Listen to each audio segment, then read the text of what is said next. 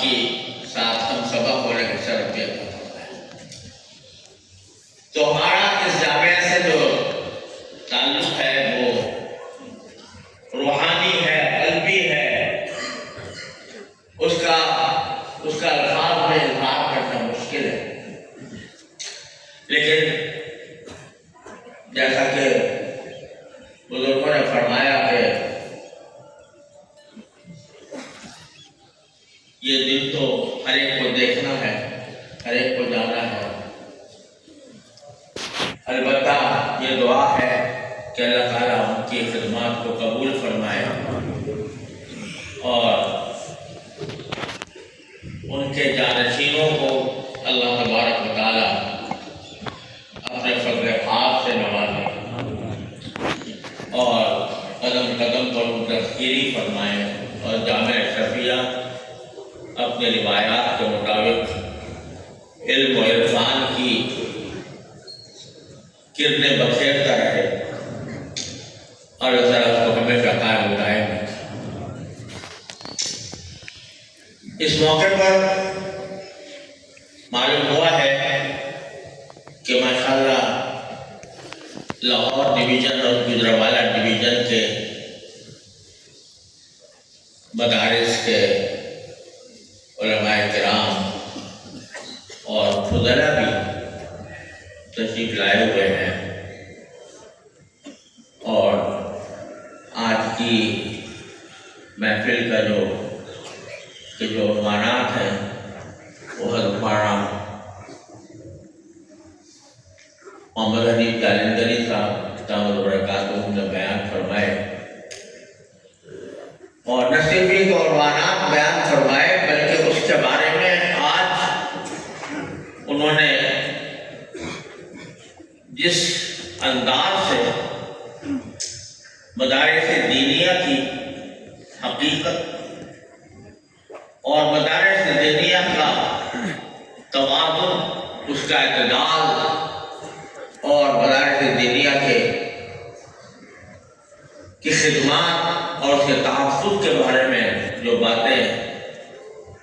آج انہوں نے کی ہیں، میں سمجھتا ہوں کہ من جانب اللہ ہم کو اس کی توفیق عطا ہوئی اور حق یہ ہے کہ اس کے بعد کسی مزید اضافے کی ضرورت نہیں۔ اللہ تبارک و تعالیٰ نے ہم سے، اللہ تعالیٰ ہم کو مدارس دینیہ کی جو خدمت وہ انجام دے رہے ہیں اور جس انداز سے مدارس دینیہ کا مقدمہ انہوں نے پیچھے بھی لڑا ہے اور اب بھی لڑ رہے ہیں، اللہ تعالیٰ ہم کو اس کا بہترین اجر دنیا و آخرت میں عطا فرمائے۔ سچی بات یہ ہے کہ اس کے بعد مجھے ان عنوانات پر کچھ مزید کہنے کی ضرورت نہیں، البتہ اپنے ان ساتھیوں سے جو اللہ تعالیٰ کے فضل و کرم سے دور حدیث کی تکمیل کر رہے ہیں اور اس سال جیسا کہ مجھے حضرت مولانا عبد الزبیر صاحب نے بتایا کہ 670 کے قریب طالب علم ہیں جن کی دستار بندی ہوئی ہے۔ میں ان سے اس گزارش کو ایک مرتبہ پھر دہرانا چاہتا ہوں جو حضرت مولانا محمد حنیف جالندری صاحب نے فرمائی کہ یہ دستار جو آپ کے سر پر اللہ تبارک و تعالیٰ نے فضل و کرم سے باندھی ہے، یہ ایک بہت بڑی عظیم ذمہ داری ہے۔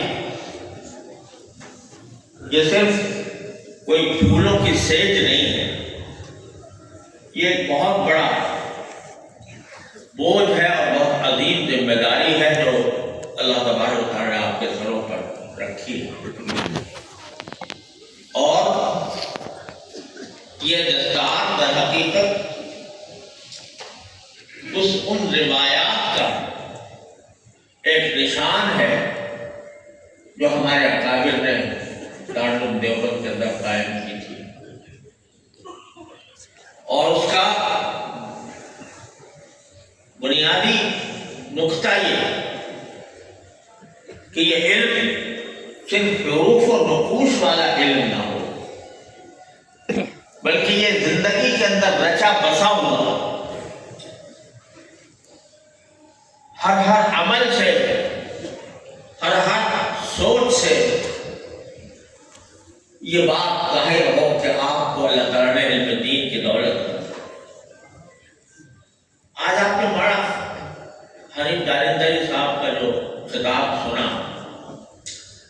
اس کو آپ اگر اس کا آپ دراصل گہری نظر سے اس کو سن کر اس کے مختلف پہلوؤں کا جائزہ لیں تو یہ ہمارے اکابر علماء دیوبند کے مزاج و مذاق کی اتنی بہترین تفسیر تھی کہ اگر آپ اس کو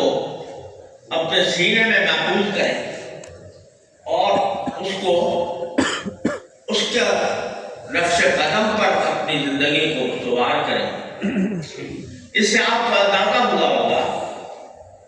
کہ ہمارے اکابر علماء دیوبند کا جو اصل مزاج ہے وہ اعتدال اور توازن کا مزاج۔ وہاں یہ بات نہیں ہوتی کہ اگر کسی کی مخالفت ہے تو مخالفت دشمنی میں تبدیل ہو جائے، اگر کسی سے اختلاف ہے تو وہ اختلاف ناچاکی میں تبدیل ہو جائے، اگر کسی سے اتفاق ہے تو وہ خوشامد میں تبدیل ہو جائے۔ وہاں کا مزاج یہ ہے کہ حق کو حق کہو، باطل کو باطل کہو۔ وہاں کا مزاج یہ ہے کہ تم اللہ کے بندوں سے مجھے بیعت نہیں ہے، اللہ کے بندوں سے مجھے بیعت نہیں ہے، یعنی میری دنیا میں کوئی غیر نہیں ہے۔ یہ ہے ہمارے اکابر کا مزاج۔ یہ نہیں کہ کسی کے مخالف ہو گئے تو ڈنڈا لے کے اسی کے پیچھے پڑے اور اس کی اچھی باتوں کو انکار کر دیا، اور اگر کسی کی موافقت ہوئی تو میں اس کو بانس پر چڑھا دیا اور بانس پر چڑھا کر اس کو معصوم اور خطا قرار دیا۔ بلکہ توازن اور اعتدال یہ ہمارے بزرگوں کا مزاج تھا۔ اسی مزاج کے اوپر اکابر علماء دیوبند کاربن ہے، کہاں نہ کسی کے دشمن ہے نہ کسی کے ایسے خوشامد پرست ہے کہ اس کی خوشامد کیا کرے۔ ہم دوسرے الفاظ میں اگر یہ کہا جائے تو غلط نہیں ہوگا کہ خیر خواہ ہے، الدین النصیحہ، دین خیر خواہی کا نام، خیر خواہی کا نام ہے۔ خیر خواہی بعض اوقات کسی کی تعریف سے ہوتی ہے اور کبھی بعض اوقات کسی پر تنقید سے ہوتی ہے۔ دونوں پہلوؤں کو مد نظر رکھتے ہوئے جب انسان کوئی راستہ اختیار کرتا ہے تو وہ ہے اعتدال۔ کنتم خیر امۃ اخرجت للناس امۃ وسطا۔ یہ ہمارے اکابر کا مزاج رہا ہے۔ حضرت مولانا حضرت قطب الاقطاب حضرت مولانا رشید احمد صاحب گنگوی رحمۃ اللہ علیہ اللہ تعالیٰ کے درجات کو فرمائے۔ حضرت آخر زمانے میں نابینا ہو گئے اور نابینا ہونے کی وجہ سے کتاب پڑھنی تھی، یہاں تک کہ وہ اس زمانے میں سنن بیہقی چھپ کر آئی، پہلی بات چھپ کر آئی۔ سنن بیہقی پڑھ کا نام دوسری کتابوں میں روایت میں پڑھی تھی، لیکن براہ راست سنن بیہقی دیکھنے کا موقع نہیں ملا تھا۔ کتاب آئی، نابینا تھے تو ہاتھ میں اس کے صفحات کے اوپر حسرت کے ساتھ اس کے اوپر ہاتھ کو وہ صفحات کے اوپر حسرت کے ساتھ ہاتھ پھیرتے تھے کہ ہائے میری بینائی کے زمانے میں اس کی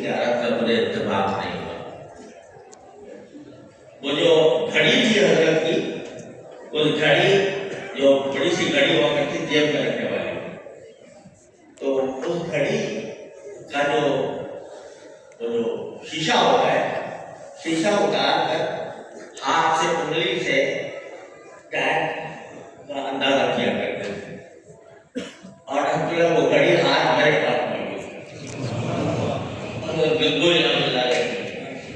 जिस पर आप, क्योंकि मेरे दादा बिल्कुल आज इब्तदार थे, जुमेरात के दिन छुट्टी होती, दारुल देवबंद में पढ़ाते थे और वहाँ से छुट्टी होती तो जुमेरात के दिन उनको पैदल जाया करते थे और पैदल जाते थे, रात वहाँ गुजारते थे, जो हालत के पीछे पड़ते थे और फिर वापस तो हजरत ने कि वो यादगार के तौर पर मेरे दादा को वो मैं ये जरूर इंशाअल्लाह। वो फिर हजरत वालिद साहब के पास आई और फिर हजरत वालिद साहब से मेरे पास आई, तो आज मेरे पास एक चीज है। तो वो हजरत कोई हम बुलाने की मैं वाक़या सुना रहा था कि उस जमाने में उलमा देवबंद के खिलाफ तरह तरह के इल्जामात और तरह तरह के रुदूद सारो, कभी गैर मुक़ल्लिद हज़रात की तरफ से, कभी बरेलिया हज़रात की तरफ से। तो एक साहब थे जो मुस्तकिल उन्होंने वजीफा बनाया था गंगूरा बनाने की डंडी। तो क्योंकि हज़रत नाबीना हो गए थे तो हमारा मोहम्मद याह्या साहब तारपुरी प्रदेश के वाले वो हज़रत को दूर पढ़ के सुनाया करते थे। तो वो आता था और उसमें बहुत बेअदबी के साथ हज़रत का जिक्र होता था। वो